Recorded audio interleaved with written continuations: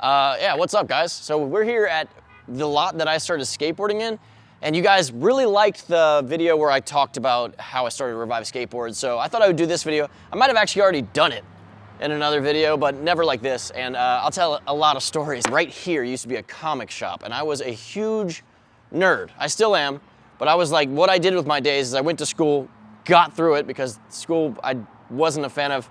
If something didn't like genuinely interest me, I didn't want to apply my time to it.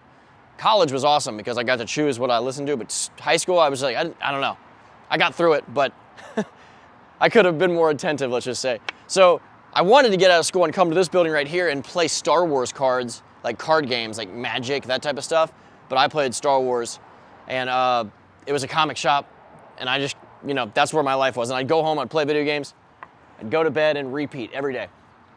But one day, my friend was up here, and he had a skateboard. Like, he used it as transportation. And we were just bored. I guess we were just sitting there, like, not playing any games. And he was like, hey, let's, want to go skateboard outside? And this guy used to make fun of me. So he actually wasn't my friend at the time. He, like, made fun of me because I had, like, ridiculous long hair. He just would give me a hard time over everything, just make fun of me. I wore flannel shirts. I did not know how to look like a human being, a proper human being. I don't know what to say. But he asked me to skateboard. I'm like, sure. So we walked out here, and now there's no parking curbs.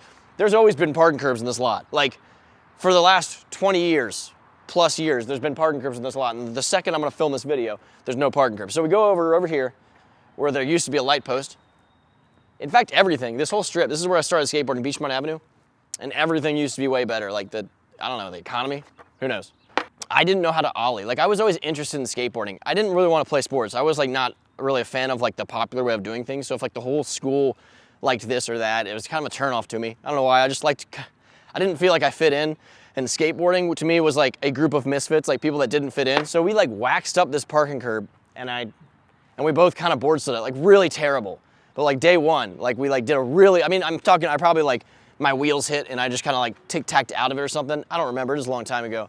But from then on, it was just magic, dude. Gosh, and this whole lot at different levels of like skating, like how like, oh gosh, that's broken too. So different levels of skateboarding, like there's like a wall over there that still I could skate to this day. There's a handrail over there that I skated. But if you're just driving through, like, you just like, oh, there's nothing to skate here, and you keep going. So this used to be a parking curb gap that I used to skate at night, and you can see where they are, like the black marks on the ground. I skated that. There's a terrible ledge. Let's go over to this ledge. This is terrible. I've skated this. And when you're younger, things look fun, and when you get older, you're like, why would I waste my time on that? See, the fence has always been there, so it gives you this much of the ledge to do, which is fine for a board slide as you're passing by, but no. I like had a full session on this, and I can't believe that I backlipped it. I backlipped it to fakie, which is weird because when you ollie, your tail would smash into this fence. I don't know how I did it. I would rather skate a tensor handrail than this ledge today.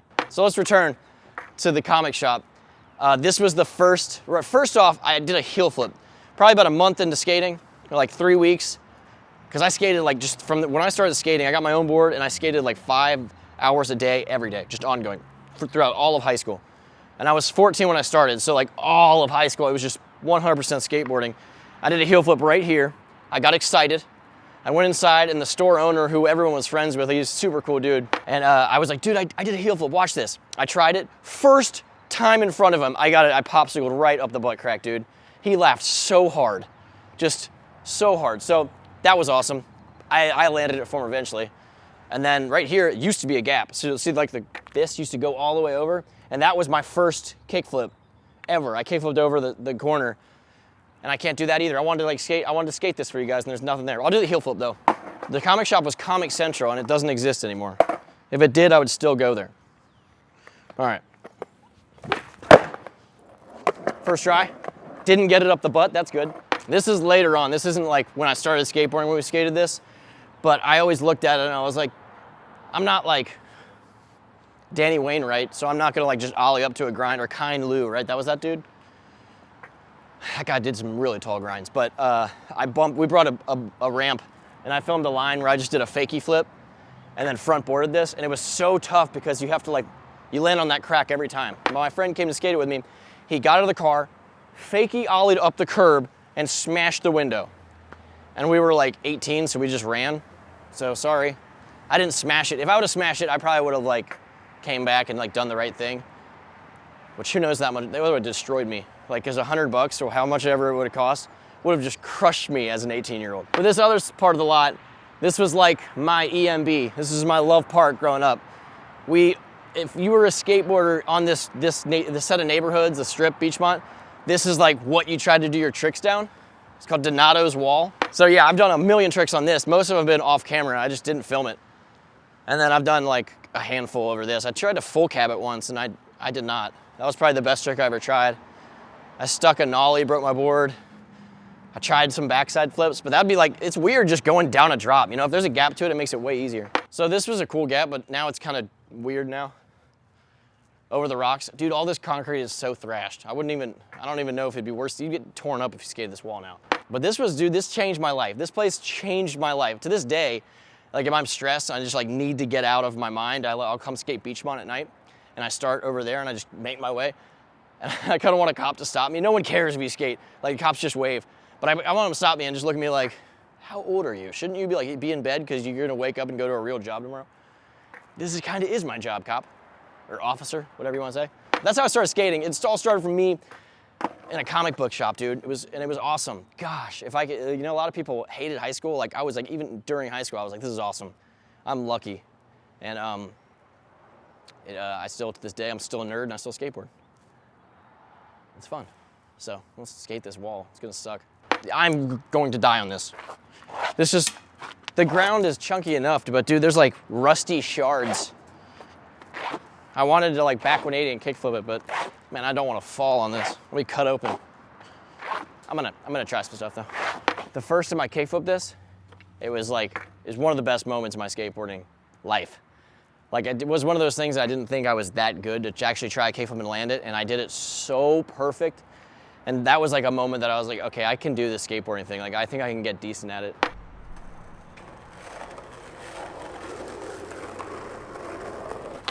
Oh, that doesn't feel good.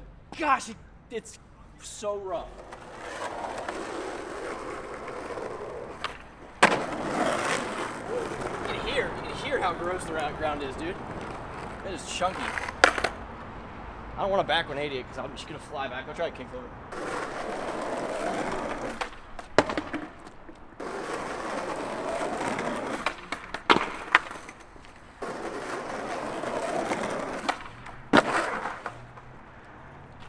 That was dangerous.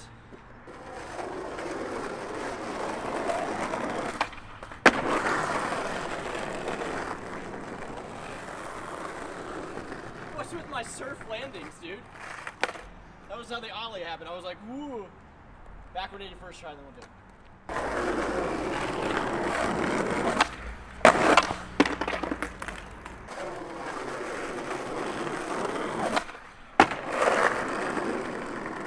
So a lady came out.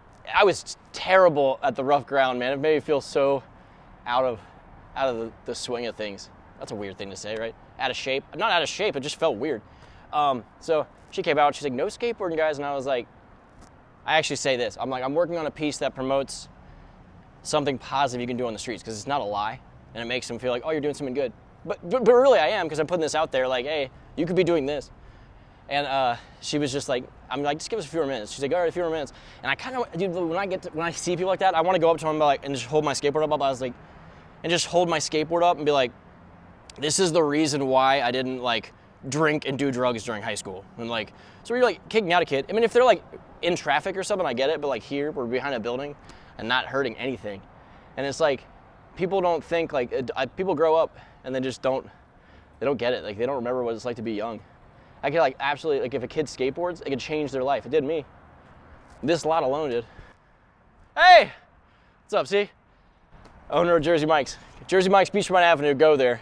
Awesome business, awesome group of people working there. I've been going there since I started skateboarding. They've watched me grow up skating actually. And, but I mean the thing, yeah, not to be super cheesy, but it can change a kid's life. Let them skate. Gosh, he's not hurting anything. And when you grow up, don't forget what it's like to be a kid or a teenager, whatever you call it. That's it though. That's the little day hanging out with me telling you how I started skating. It's been the best thing ever. So I love doing videos here. Thank you guys very much.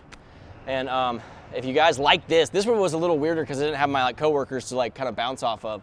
But I'll do more of this style because I know you guys like this like documentary type stuff, which Stevens is killing it behind the camera. So thank you to him. Follow him on Instagram. I'll be right down there. But yeah, if you guys like this, give this a thumbs up and comment, let me know. I love you people. I do videos every day, so hit the subscribe button if you want to see more from me. And I got a few more ideas for videos like this, so hang in there. But either way, I'll see you tomorrow. Peace out, guys. It's amazing that they came out and said what's up. Eat Jersey Mike's. Buy one, get one free sometimes, I don't know.